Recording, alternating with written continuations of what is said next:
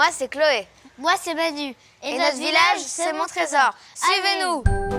Allons-y, suivons nos petites hôtesses.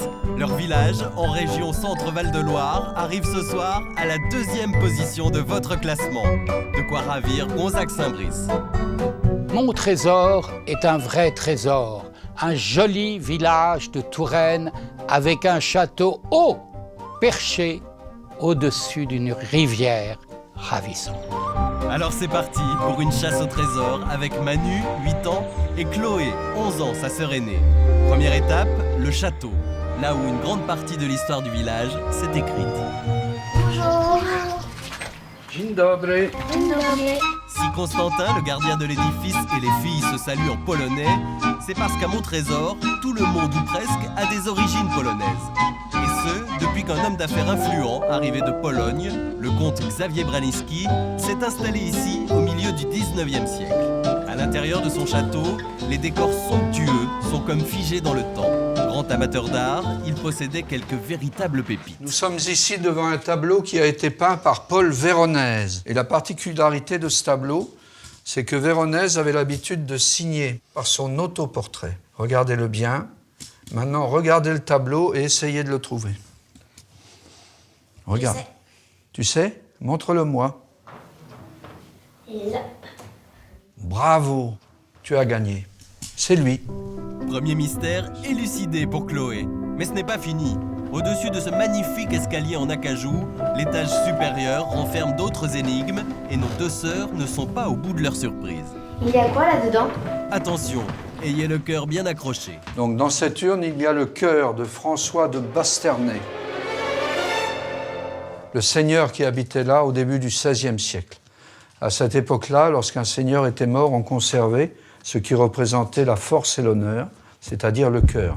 Donc je vais vous montrer un cœur vieux de 4 siècles. C'est incroyable.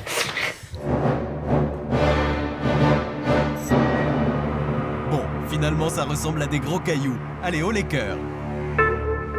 Dernier trésor pour Manu et Chloé, Constantin tient à leur montrer sa pièce préférée.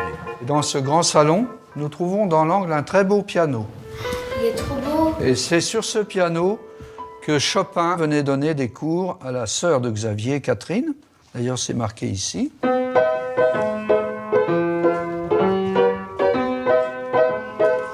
y est, les filles sont comme chez elles. Elles en oublieraient presque qu'il y a à l'extérieur d'autres magnifiques histoires à nous conter. Il suffit par exemple d'aller en contrebas du village, au bord de la rivière l'Indrois. Un lieu bucolique et magique où elles ont retrouvé toute leur petite famille pour un moment de détente. Il fait trop beau pour travailler, ça fait un temps à aller se balader. Partons dans la nature et vive la liberté. Il fait trop beau pour travailler.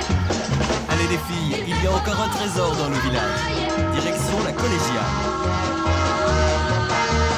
À l'intérieur, le père de Backer vous attend. Alors j'ai quelque chose à vous montrer. Regardez, est-ce que vous savez ce que c'est? Non. C'est le chapeau du pape, ce qu'on appelle sa calotte. On le retrouve sur la photo qui est en bas. Avant le règne de Jean-Paul II, il était de tradition pour les gens qui rencontraient un pape de lui tendre une calotte neuve afin de récupérer la sienne. Alors cette tradition n'a pas tellement plu à Jean-Paul II qui, sans vraiment l'interdire, essayait de ne pas trop s'y prêter. Il y a 4 personnes qui ont réussi à obtenir sa calotte, dont un habitant polonais de Montrésor. Et voilà, un nouveau trésor à mon trésor. Et ça évidemment, ça se fête, ou plutôt ici, ça se chante.